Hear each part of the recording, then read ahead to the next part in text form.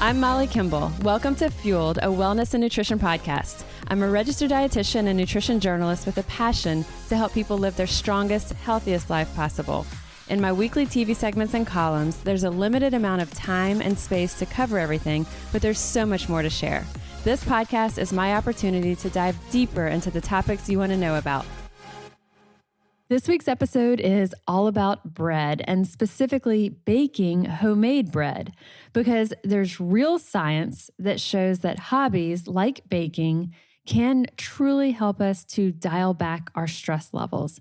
And we've seen that coronavirus quarantining, it's fueled this full-on baking boom. And it's all types of baking that you'll see, but a lot of people are experimenting for the first time ever with homemade breads. And a lot of what I'm seeing and hearing about and seeing photos of on social is old-fashioned style sourdough bread. And people are learning all about how to create their starter, how to feed it. They're learning the patience and the timing and the art and science of baking the perfect loaf of sourdough bread. And there's a real reason why this is happening, why so many people are turning to baking. Beyond the fact, of course, that it's bread, that's your result, and it's delicious. But one of the most challenging aspects of this coronavirus pandemic is uncertainty. And it's really hard when we don't have an answer. We may not like the answer, but at least if we know what's happening or what's going to be unfolding and ahead of us, we can figure out a way to deal with it. But when we don't even know, that can be the biggest challenge. So it does make sense that we're seeing this surge of people who are turning to things like baking for comfort and having that defined starting point, end point, and you can see the results of what you've done. It feels really comforting. You finish whatever that project is, you're done with baking, and you've got it, you see it. You take the bread out of the oven and it's done, it's delicious. So hobbies like baking do allow us to really see that project from beginning to end. And so it's satisfying, it's comforting. And so the only constant that a lot of us have right now is uncertainty, and that doesn't feel very good. So we can't control what's happening around us, but we do have control of these projects that we start and finish ourselves.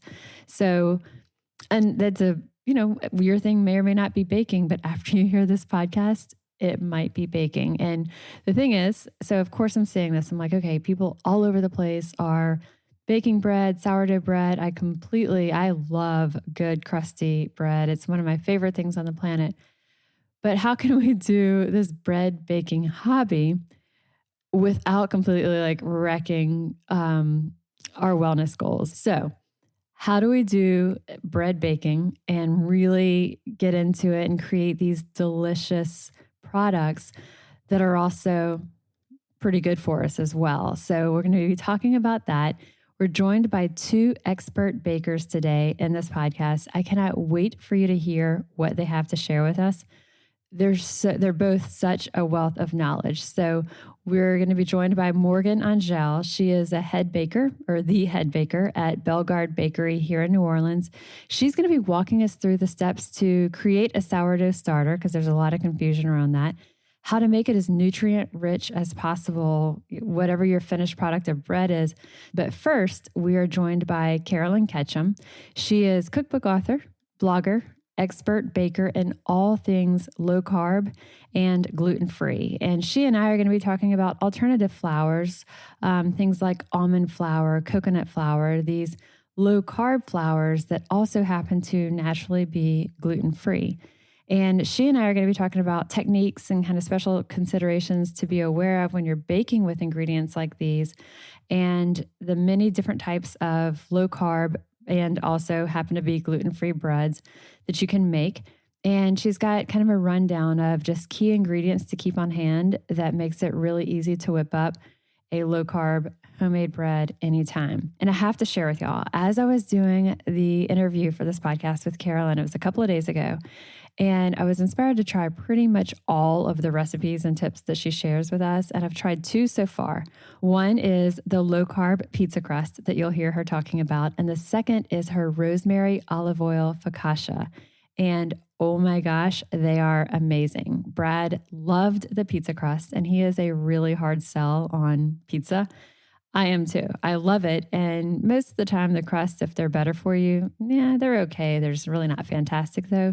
This was really incredible. So we made margarita pizza with burrata cheese, fresh basil, and the focaccia is essentially like focaccia bread that you would get at a restaurant or at a bakery. And it is also just spectacular. Both of these, very easy. So I cannot wait for you to learn from both of these expert bakers. Try their recipes and please let me know how it goes. Share your photos on social and tag us. So first, as I mentioned, we are joined by Carolyn Ketchum. She is author of 6 cookbooks and founder of the blog All Day I Dream About Food. All right, Carolyn, I'm so excited to have you join the podcast with me. I know you have a ton going on, so I really appreciate you carving out the time to spend with us as well. Oh, I'm so glad to be here. And actually, it's really nice to have a little change up from the regular homeschooling slash, what we're all doing right now. So tell us about everything that you have going on for our listeners who aren't familiar. Well, okay. Thank goodness I am a cookbook author, but I have 6 of them. But thank goodness I'm not writing anything right now because juggling it all at these crazy times is a little strange. So, how I got into it. I had gestational diabetes with my 3rd child. Didn't have it with the other 2, which was interesting, but I was a little older when I had her.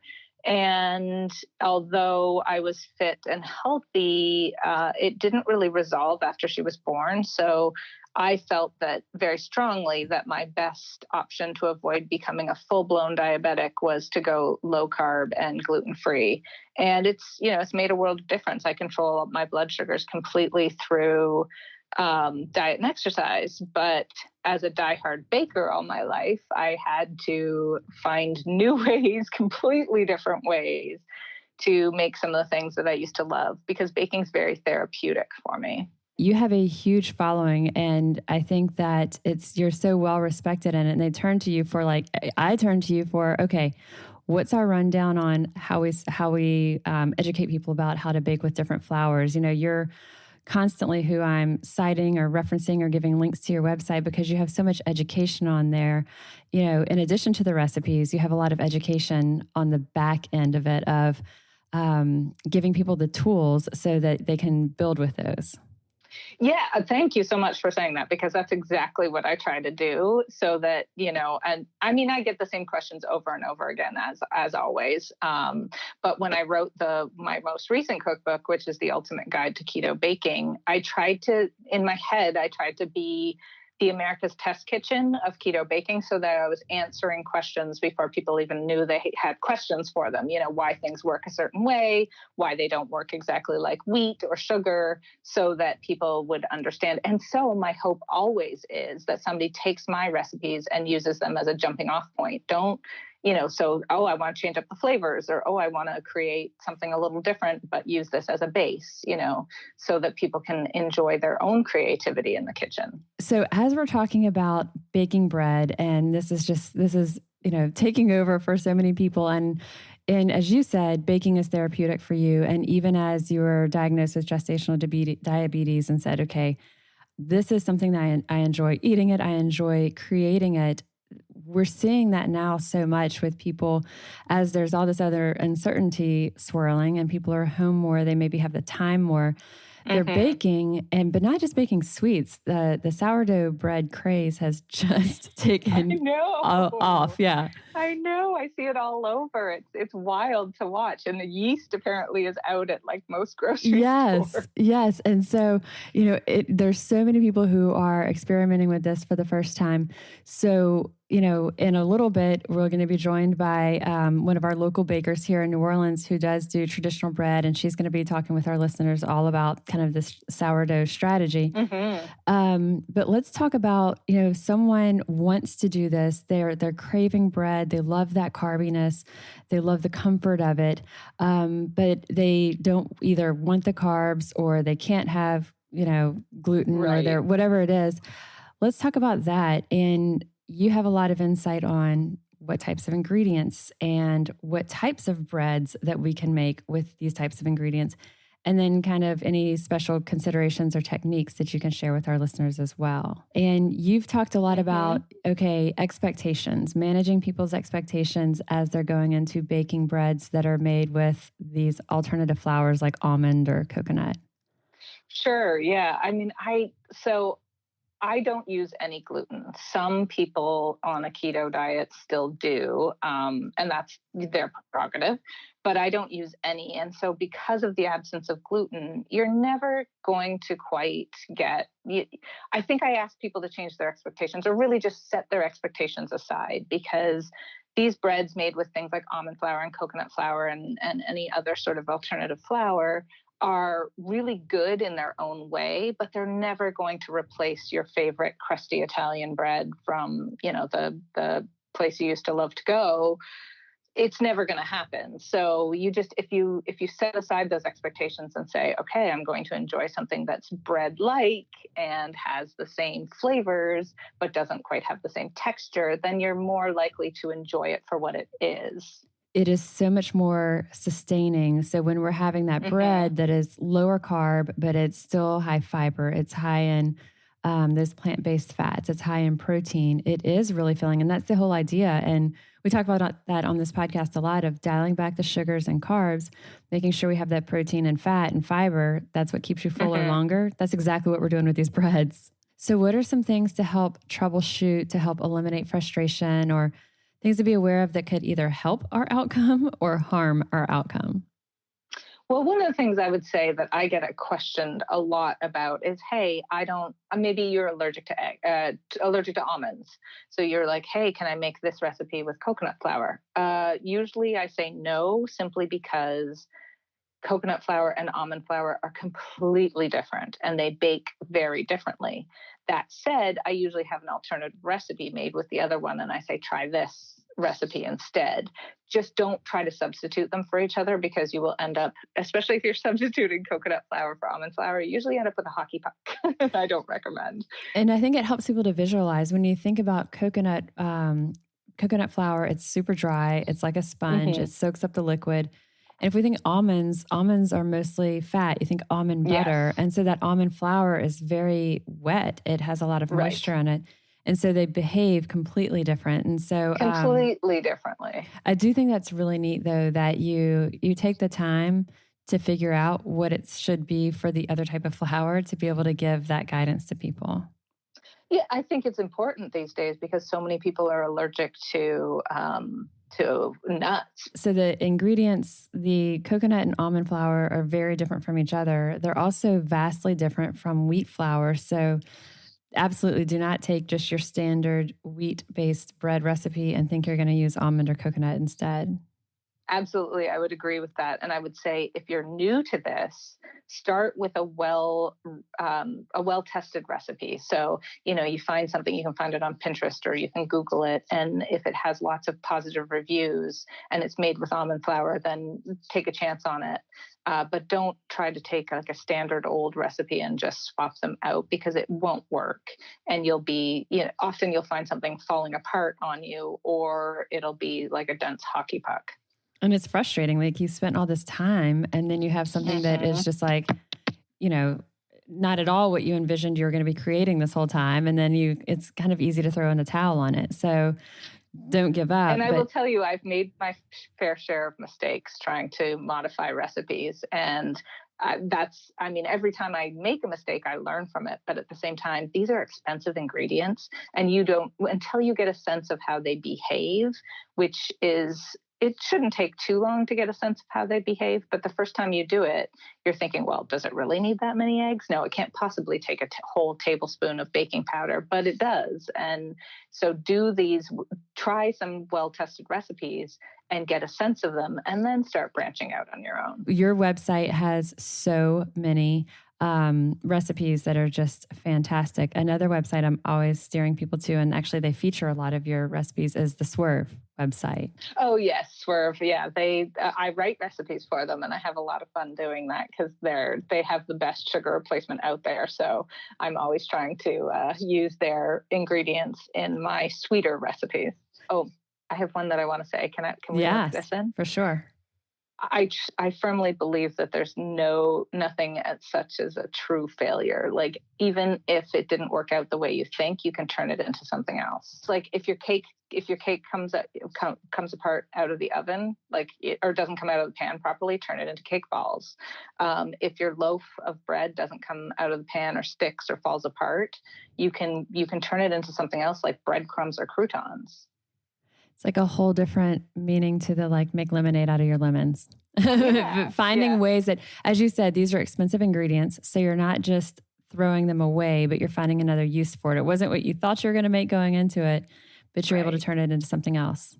One thing I would say is, unless you switch salt for sugar or sugar for salt and it's completely inedible, you don't need to throw it away. There's always something you can make with it, even if it isn't originally what you planned to make with it. I think that people get so, it's really easy to get caught up in, this is what my end result is supposed to be. Yeah. And if it's not exactly what we were planning it to be, then we think we're throwing it out. So I love the suggestion of thinking through, what else could I use it for? And it might mean that you have to Google a few recipes, or, like, people may not think about a really crumbly cake that's fallen apart could be also used to make some sort of a lower carb cake ball.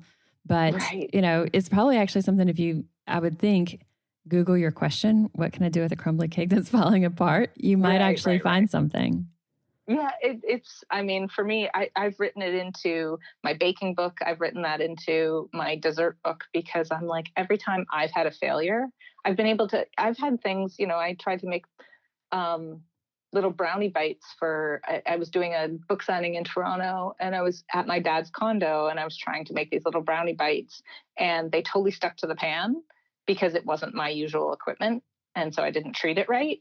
And I was like, well, this is going to be a perfect example of what I love to say, and so I turned them into brownie truffles and dipped them, and everybody went wild for them. And I was like, and here's a perfect example of, you never need to throw anything away. I love it. I think that's fantastic.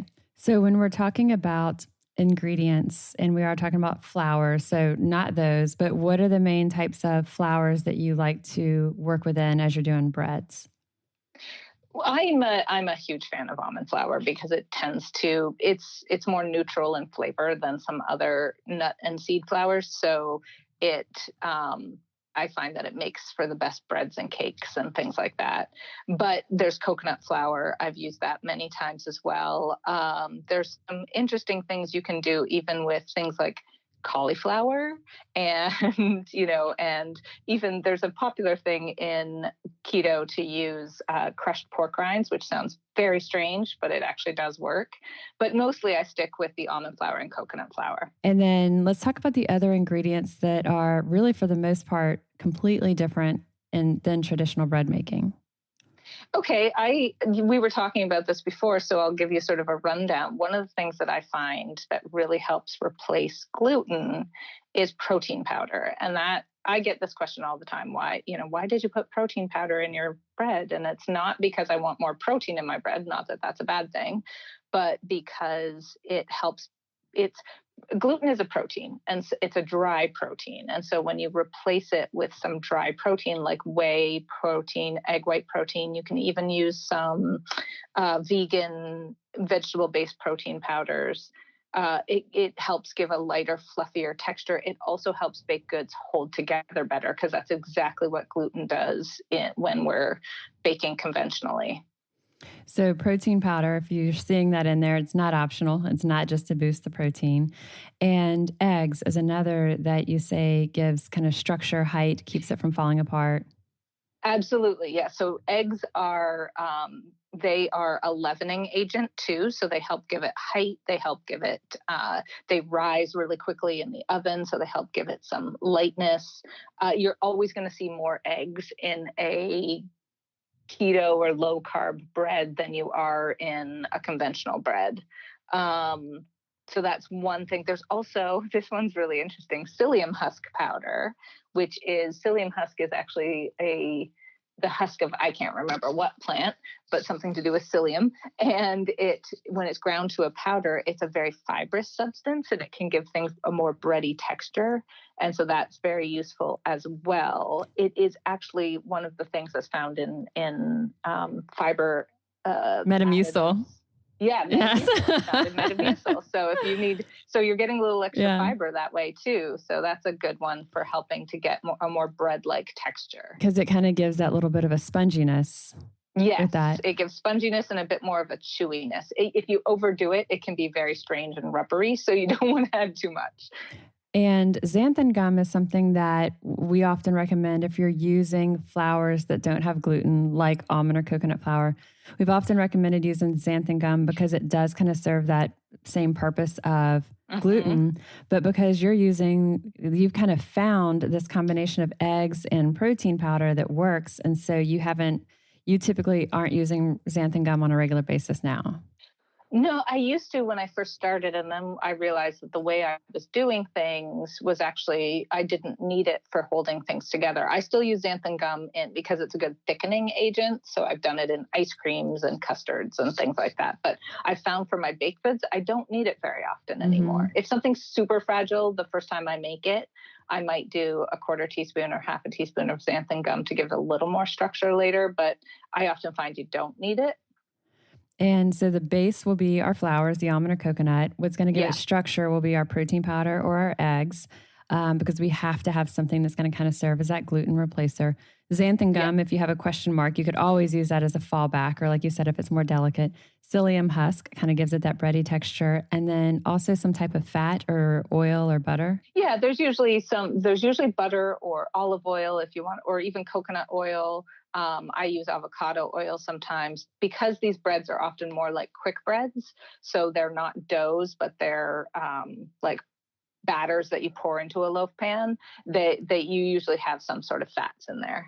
And what about baking powder, baking soda? Absolutely, but those are your leavening agents because you're not using yeast. I mean, I have made keto yeast bread, but it's a really tricky one to do, and it takes a lot of dedication to get that sucker to rise. So I say do the quick bread style. It's not in your usual repertoire. Like you're like, no. Okay. So it does give a nice yeasty flavor, and you can always add yeast to a quick bread just to get a bit of that yeast bread flavor. But okay, so as we're talking about the types of breads coming up, if you did want to add it, how much would you be adding? I'd probably just add a packet. Okay. If I wanted a sandwich bread flavor in a quick bread style, I'd just add, a normal envelope of yeast. That's a great little tip. So if you're kind of thinking, okay, what's your core ingredients: almond or coconut flour, protein powder, eggs. You're going to have fats on hand anyway: coconut oil, butter, avocado oil, right. Psyllium husk powder. And then, of course, we always have baking powder, baking soda anyway. So the ingredients are pretty mainstream, it's not a lot of complicated ingredients there. And then let's talk about the types of breads that you can make that are still low carb with all these really good clean ingredients. Sure, you can make loaf breads, and again, these are more quick bread style where you're creating a batter that you pour into a pan. You can make, one of my favorite things to do is actually bake it in a skillet because it ends up being more sort of cornbread-like, and it's nice to eat it hot out of the oven. What I love about a cast iron skillet is it gives the outside a nice crusty edge. And then you can do some flatbreads, and I really love, and I have created a video for and a blog post for a focaccia style bread where you sort of press it out into a pan, into a nice rectangle. And that's really great for dipping in olive oil. So the focaccia, we can link to the video and blog post so that our listeners can see that. And the flatbread, talk to me about the flatbread, because you use something that's fathead mozzarella dough. Oh, yeah. Yeah. So that one's really fun and interesting too. You can have the focaccia is just done with both coconut flour and almond flour, but you can have a lot of fun. There's something called fathead dough, which is actually based with mozzarella. You melt mozzarella and you can add coconut flour or almond flour, and you add eggs, and the mozzarella gives it a stretchiness. So it's a lot more like pizza dough, and you can make flatbread with it. You can make bagels with it. You can make, I've done like pesto twists with it. It's really fun to play with. So That sounds to me, I can't wait to try that one. So, fat, is that your name for it, or was it? No, there's a very famous movie called Fathead, and I guess I want to say his mother, some relationship with family member started creating this dough, and so everybody just refers to it as fathead dough. There's any number of ways you can make it though. Like I have one with coconut flour that I created. I also have one that uses mostly almond flour and a little coconut flour to give it a little more structure. Which do you prefer? I don't know. It kind of depends. I find the one with coconut flour doesn't rise as nicely, so it doesn't fill out as well. But then I find that the one that's with almond flour, if you put it in the oven without not being in a pan, it has a tendency to spread too much. So it's a bit of a trade-off, whichever one you choose. So using something like the fathead dough, which is the mozzarella, adding in your coconut or almond flour, adding the eggs, it gets stretchy. You can use it like a pizza dough, flatbread, and you have recipes for these, but also garlic knots, bagels, the pesto sticks.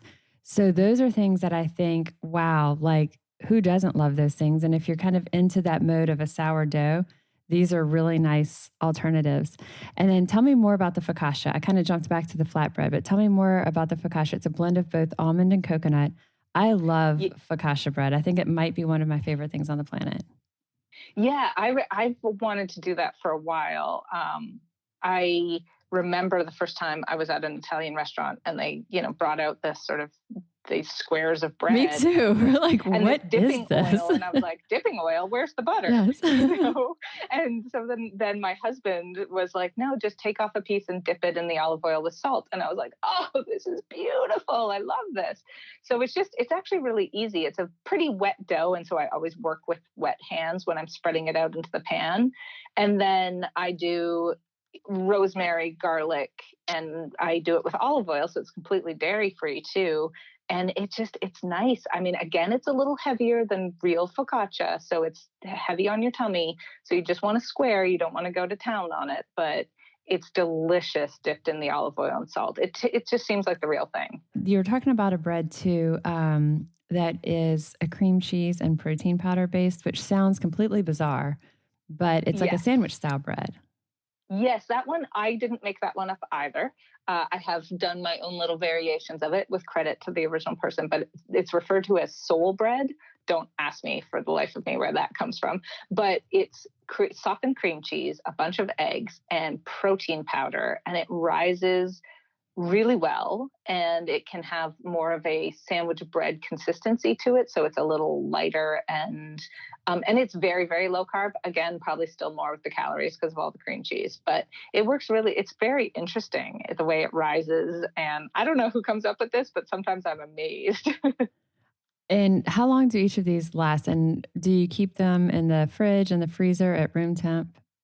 Excellent question. Because they have no additives and preservatives in them, they really don't last too long, and you want to be very careful with them. So a lot of times I'd say keep them in the fridge, or if you really think you're not going to make it through that loaf of bread very quickly, cut it into pieces and stick it in the freezer. Like slice it before you stick it in so that you can just grab one when you need it. That's what I'm thinking. And things like the soul bread, you have a recipe for slider buns. Or the focaccia bread, you can already cut it into squares. If you did do something like the garlic knots, or those are things that you could easily, they're separate already, so you could easily freeze them as well and kind of pull it out which can also be good if someone is tempted to just keep eating. Having it in the freezer can be a benefit. And I think, you and I were talking about this a little earlier. I think sometimes bread can be a trigger for people. It's such a comfort food and especially in these crazy times, you want to just sort of have that comfort all the time. Freezing things will help you keep from eating too much. Yeah, it's definitely a barrier. Yeah, as people are talking about all their sourdough baking, I'm thinking, I don't need to do that. Like that would be a problem, Well, I saw somebody, and she did a gorgeous job. She's a talented baker, but she posted a picture of, I think there were like 6 sourdough loaves. And I thought, where are you going to put all those? Yeah. Or her neighbors love her, she's giving them. True. So things that like a loaf bread, or even the flatbread with that fathead mozzarella dough, or those focaccia, the soul bread, almost all of these can also be done as rolls, which does also help again with kind of that mental Portion aspect of, control. yeah, exactly. Mm-hmm. When you're doing, if you want to make rolls out of them, I recommend having a muffin top pan, or I think it's by Wilton, but they put out a square brownie pan so that it makes individual little squares from the beginning, because the sides of the pan force the bread to rise up as opposed to spread out. So then you end up with something that's more roll shaped, which definitely useful for portion control. Okay, so let's talk about your cookbooks. You have 6 of them, and we'll be linking to your blog where our listeners can see details of all of these. Is there one or some that you want to talk about specifically? I love my baking book. I mean, this is probably my swan song, because I don't think I ever want to write a cookbook for print again, because it was so much work. But and part of that is trying to put 10 years of experience into a digestible form for someone. But that's the one that I love. I mean, it's my baby, and I just want everybody to have the advantage of it. And it's not just sweets. I mean, obviously baking is often cakes and cookies, but that's the one that has my yeast bread recipe in it. It has a lot of savory stuff too. And one of the most popular are some herb ricotta scones, which I highly recommend. And tell us the name and where to find it. The Ultimate Guide to Keto Baking, and it's available on Amazon. It is available in Barnes & Noble and other independent sellers. So for our listeners, if you are at all into any type of low-carb baking, whether it's breads or if it's sweets, you've got to follow Carolyn, and we will link to your social, and it's All Day I Dream About Food. And your website, tons of recipes, tons of education, and it's just inspiration. It's beautiful to look at. It's fun to read. So I cannot recommend it enough. Thank you so much, Carolyn, for spending the time walking us through low carb bread baking. I'm going to absolutely try some of these, and I'll let you know how they go. Thank you. It was absolutely my pleasure. And do let me know how they go, because if there is a problem, I'll try to troubleshoot it with you. I'm sure they're not. I'm going to watch your video too. All right. Thanks so much. Okay. All right. So as you heard, I mean, Carolyn is a wealth of information about low carb baking, working with those alternative ingredients, alternative type flours. And as I mentioned, I've already tried a few of her breads and I love, love, love them. I would highly encourage you to try them. And as Carolyn also said, you got to go into it expecting that it's not traditional bread. And not everybody does want that. And we get that. She gets that. So if you're like, okay, I do want that really crusty sourdough bread that I'm just not going to get with an almond flour or coconut flour, but you still want to make it as nutritious as possible, we've totally got you covered. So Morgan Angelle, head baker of Bellegarde Bakery, will be joining us. I've got the highlights from my conversation with her as well. She has so much information to share. And baking breads, especially the breads like the homemade from scratch sourdough breads, as you'll hear, it is truly a blend of art and science, and the method, the timing, the patience that it requires. It can feel really overwhelming. So for those of you who do crave that crusty sourdough bread and no substitution is going to do, we totally get it. And you're going to love hearing the advice, the guidance from Morgan Angelle. I would encourage you to just listen, soak in her knowledge, soak in her energy and her positivity. She's such a teacher for all things baking. And then we'll have the links for the how-tos later when you're ready to get started. All right, Morgan, thank you so much for joining us. You know, I'm a huge fan of Bellegarde Bakery, and I think that you're brilliant in what you do and produce there. So I'm excited to have you with us. Well, thank you very much. I am thrilled to be here. There's not much I like talking about more than bread baking and home baking. So for our listeners who aren't familiar with Bellegarde here in New Orleans, tell us kind of about Bellegarde, the backstory, how it came to be. All right. Well, so Bellegarde is, I guess it was a primarily wholesale bakery and flour mill, and the bakery itself is just over 7 years old. And it was started by Grayson Gill in New Orleans. And at first, he was just selling his bread at the farmers markets, and he developed a really great following. And actually, that's where I met him. And ultimately, he got his own spot where he had a couple bakers helping him out. And then after a few years, he really wanted to be able to up the game and knew that the answer was flour. And so he was friends with someone who was making a stone flour mill and got one from Vermont and kind of changed the whole dynamic of the bakery. And since then, we have been milling our own flour for our breads and also selling that flour. And I personally came on nearly 3 years ago after working in savory kitchens here in New Orleans. I was a chef de cuisine for Alon Shaya, who actually introduced me to Grayson at a farmer's market. He just kind of instinctively knew, like, well, Morgan really likes flour. She's really into baking bread and everything that has to do with it. I should hook these two up.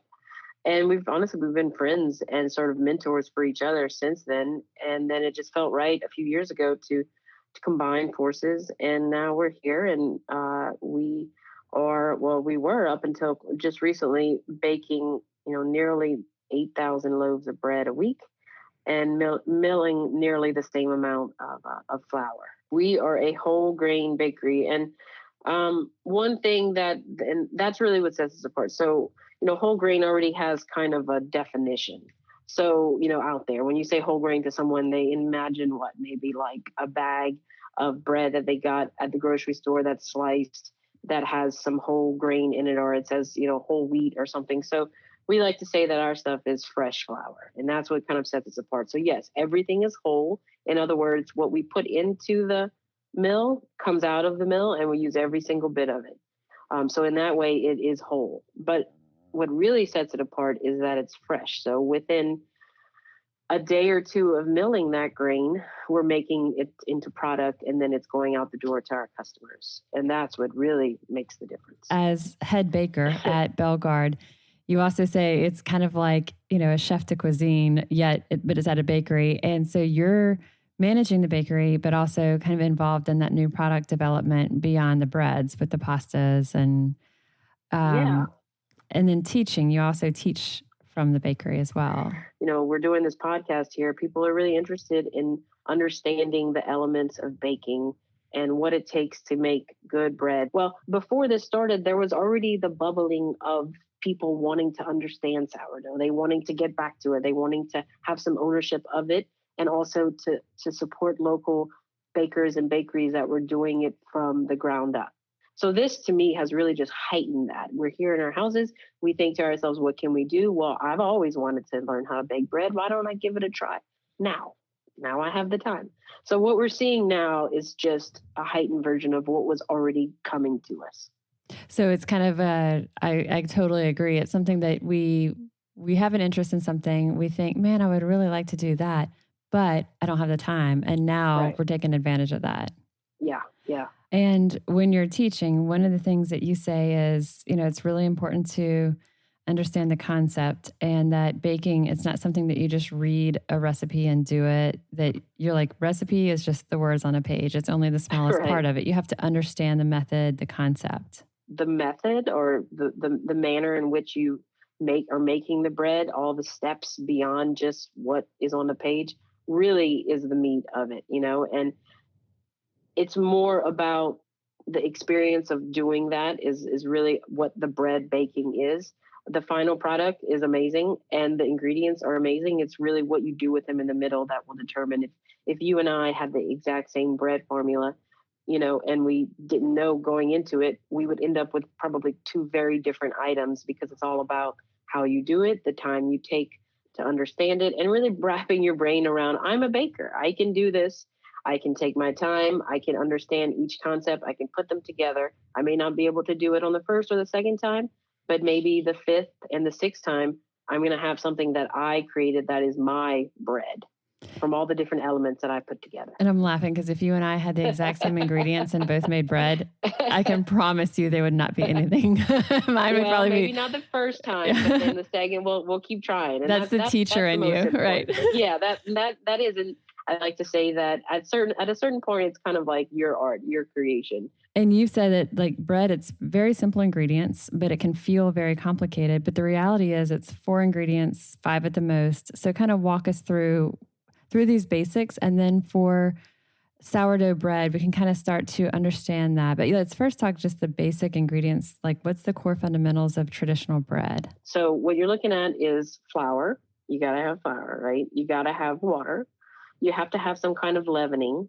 In this case, really your options are either yeast. So you're using dried commercial yeast that you've purchased, or a sourdough, which is more of the method that we go with at the bakery. We do use some commercial yeast, but only because the breads like baguette and a couple other things lend themselves better to that. But for us, we are putting sourdough even in our yeasted bread across the board. And other than that, all you're really looking at is salt. With those ingredients, you can have bread. Now, there are other things you can do. There you can always add other ingredients, honey, butter, oils, things that make it different. But you can make bread with flour, water, leavening of some sort, and salt. So tell us the difference between sourdough bread versus yeasted bread. All right. So really, we're talking about sourdough versus commercial yeast. Because sourdough is yeast. Mm-hmm. It's just natural yeast found in the air. So what is sourdough? So sourdough is it's ancient, really. It's a traditional way of making all forms of bread. And what that's referring to is when you make a sourdough starter, you're essentially catching the wild yeast that's in the air. You're capturing it in flour and water, and you're fermenting it. You're fermenting the flour and water with the natural yeast that you've caught. And so sourdough is all over the world. People have been using it forever. It comes in a lot of different types. The thing about that is that there are different yeast all over the world. So it's very particular to a region, right? So the yeast that's floating around in South Louisiana is very different than what is in, Canada, Southern Canada, or Northern Washington State, because our climates are different. And what's around us is very different. So there's always a element of locality to it that you just naturally get when you use traditional sourdough baking that they're using in, South Africa and Germany and everywhere else. But we're just all doing it our own little way. And I think it's fascinating. So you're starting, and I'm going to ask you to kind of walk us through it, but you have this starter that is basically just flour and water. And the idea that you're not adding yeast to it because it's truly just catching that natural yeast in the air. And then it's feeding itself with the natural sugars that are found in the flour. That's right. That's exactly right. So the idea is you're fermenting flour, and that's really what it is. And what you need to do that is the water kind of acts as a reactor, if you will. So you'll need a couple things. You'll need some kind of clean jar. I like a glass jar or something that you can see into, because you want to be able to see the product and know what's happening. Because after all, it's alive, it's active. So it's going to be bubbling up and falling down and bubbling up and falling down. So you want to be able to see what's going on in there. And then you're going to need something to cover it lightly. A linen towel works, or like a light cloth will work as well. Nothing that will let in too much oxygen. You don't want to oxidize it too much, but you do need some air that gets in there, because that's how the yeast will get in. And then you can always just like tie a rubber band around it to keep that nice cloth on top. A wooden spoon will help as well. It's good to stir. Wood is not very reactive. So every time you're feeding it, what you're feeding it with is flour, you'll need to stir it up a little bit. And then you'll need to keep it in a place in your home that has a pretty mild temperature. So temperature is a big component to baking, and especially with your starter. You don't want anything too cold, because the activity will be very minimal. Anything too hot and your activity will be way too much, and then it's hard to control it. You'll have to feed it more. So something between like 65 and like 78 is a good. So most people's, air conditioned homes will work well. So you need those few things. Does the water, can it be tap water? Does it have to be filtered? No, it can absolutely be tap water. You can really make, your ingredients. I don't say your ingredients. You're just looking at flour and water, and you can use any water, well water, spring water, tap water. If you find that your tap water is maybe a little bit more chlorinated than others, then you might want to use spring water or bottled water. But you'll only really know that if once you do some experiments. Maybe you want to try to make 2 starters at the same with different water because you're interested in something different. If you're then see what happens. Use tap water, use spring water, and look at the difference and see which one you like better.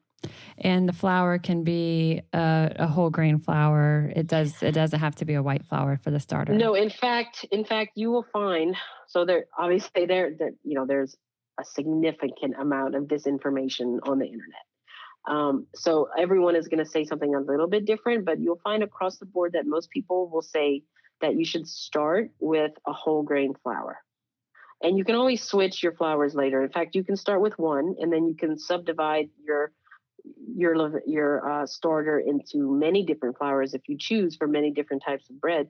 But you always want to start with a whole grain. Rye is a good one to start with, or something that's a whole grain wheat flour, because there's so much more in there for the wild yeast to eat. All the nutrients that are in the sugars, the nutrients, everything that's in a whole grain, there's just a lot. It's much more sustainable. With white flour, a lot of that has been stripped away. And so although you can use AP flour, store-bought flour, you're going to have to feed it a lot more. And you're going to notice that it tends to die out faster, or then the activity will be less and less. And so you have less time frame, to bake the bread, because there's just not enough nutrients to provide, but you'll have to feed it more and more flour. That's really funny, because like the whole grains are better for humans for that exact reason. And it's like better for yeast for that reason too. So you can really, if you want to relate those two things, what's happening? Inside your body, you have to break down all of that stuff. So what you're doing with the starter is it's fermenting outside of your body.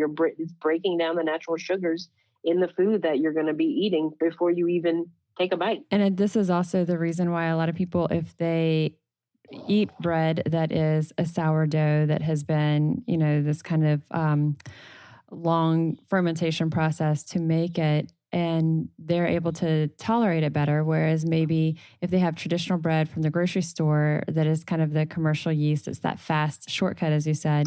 Exactly. The gluten has not been broken down as much. And so in these breads, a lot of people would say, well, if I travel to Europe and I can eat the bread there and I'm fine, but if I eat the bread here, it really causes me like gastric discomfort. But breads that are made in this traditional way, like you guys do, a lot of people can still tolerate those a lot better. Yes. So walking us through the starter. So what's the ratio of flour to water? Okay. So you always want to go 1-to-1, right? So you always want to start out equal parts, and you want to start really small, because essentially you have to grow it. And by growing it, you have to feed it. So without having too much waste, you always want to start with like 2 tablespoons. So that's a really small amount. It might seem kind of strange, like, well, this isn't going to give me much, but you're going to have to feed it over time. So what you want to start out with is essentially, like we talked about, the light covered glass jar of a mixture of a whole grain flour. So I would suggest like at Bellegarde, our organic wheat, or maybe our rye. Those are 2 really good versions of our flour that will do good for starters, is what we use in our breads. And then over time, you'll have to feed it every day. So you're feeding it a little bit of flour and a little bit of water every day until it starts to kind of be bubbly. And that's your first sign of fermentation. You've got that, you've captured the yeast, and now all the sugars are getting digested, and you're making carbon dioxide, and you have some fermentation going. Well, it's not yet strong enough to actually bake bread, so it'll take more time. So normally you're looking at 10 to 14 days before you can make your first loaf of bread from your sourdough, right? So you have your starter, you start with 50-50, you feed it with flour and water. 10 to 14 days later is when you're ready to start baking with it. How do you know when it's ready? All right. So there's some kind of like visual cues, and there's also some more like tactical things that you can do. One, it should absolutely be bubbly. Now, whole grains don't bubble the way that white flour does. You might have seen pictures of like a white flour sourdough starter, and it's literally just bubbling liquid out the jar. So you're not going to really see that with whole grains. So they're a little bit heavier. There's other things in them that prevent that from happening. But you should absolutely see tiny little bubbles all throughout. And The best way to know if you're really ready is to pinch off a little bit and to drop it in a glass of water. If it floats, it's ready to leaven your bread. If it sinks, it's not quite active enough. It needs more time. And then once you get ready to start baking your bread, you need it to be a little bit stronger. So you'll go from 1 day. So if you're feeding it once a day for 14 days, on that 16th day, you want to bake.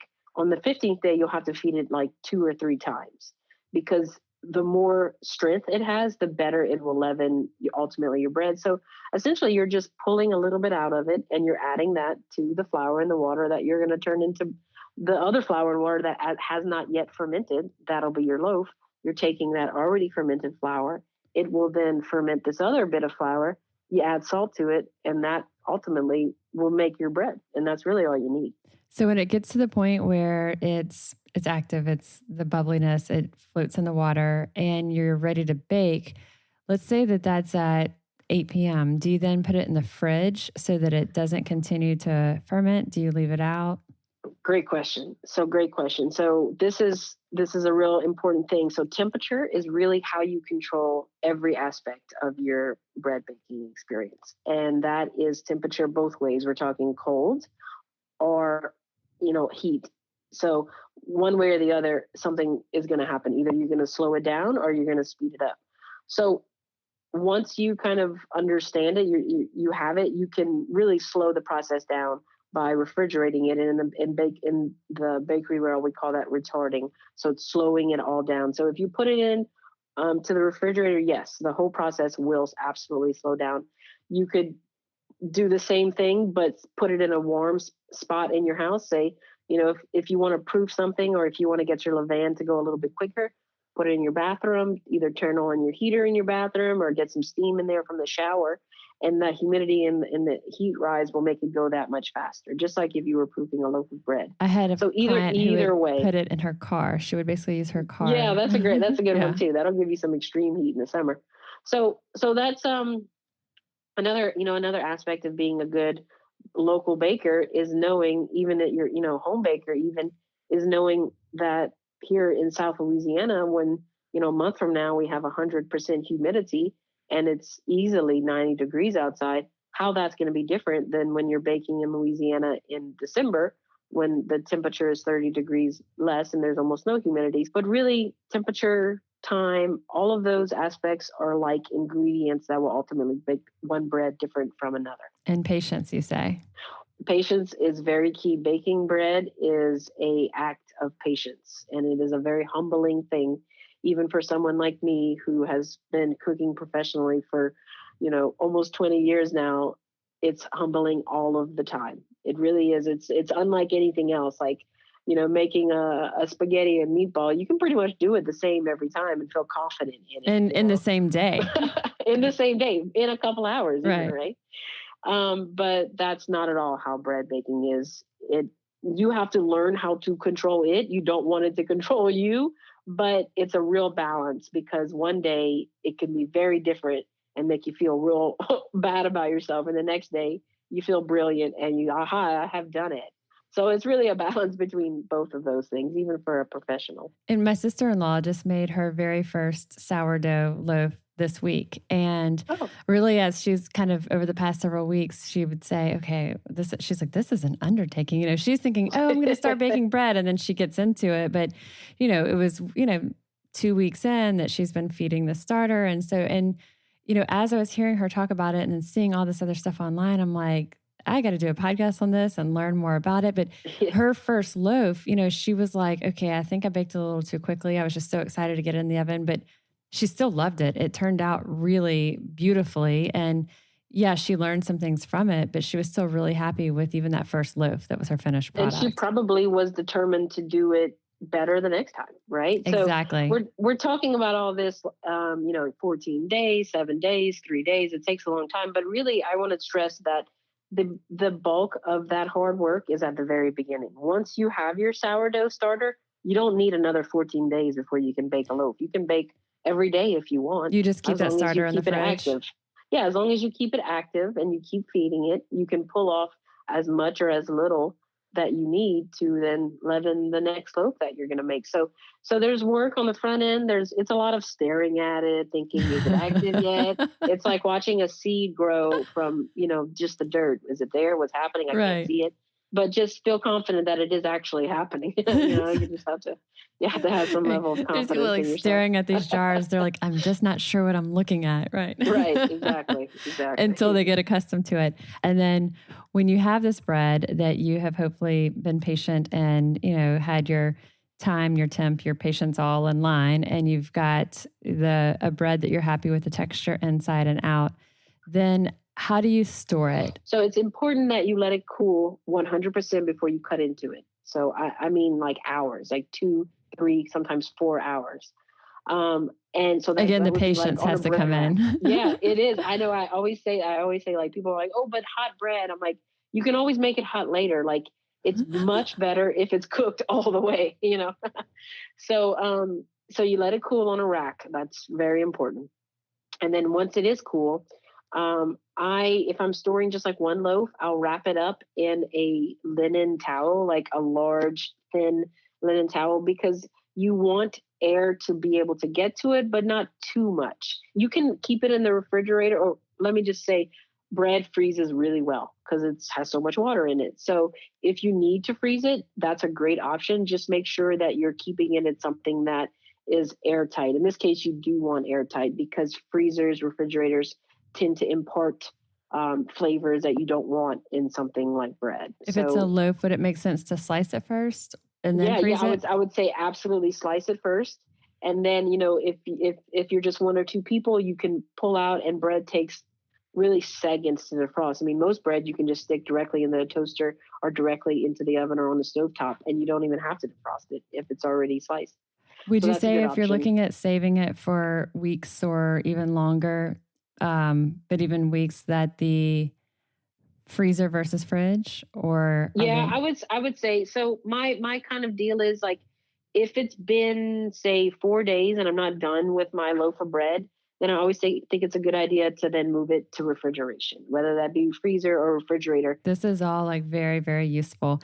It still didn't really solve the debate my husband and I always have of fridge versus freezer for bread. I'm always like, it must only go in the freezer, and he's a refrigerated, if it's going to be something that's within the next couple of weeks, he's fridge and I'm freezer.